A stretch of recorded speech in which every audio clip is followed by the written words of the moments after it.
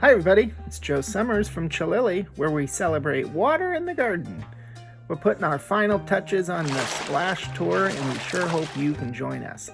You can drive yourself, or you can join us on a bus. Either way, we're raising money for a great charity called Healing Waters. Healing Waters helps American vets who are disabled to learn to fish again. What a great charity. Breakfast, lunch, and dinner are all included for a modest donation of $40, whether you drive yourself or come along on the bus with us. We're going to spend lunch at Chris and Tara Siewing's house for Splash, and it is spectacular.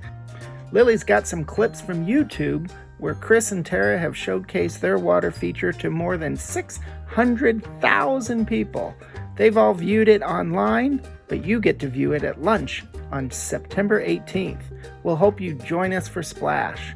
This video was shot several years ago, so the garden has matured and looks even more spectacular today. If you want to see Tara and Chris's full clip on YouTube, follow this link.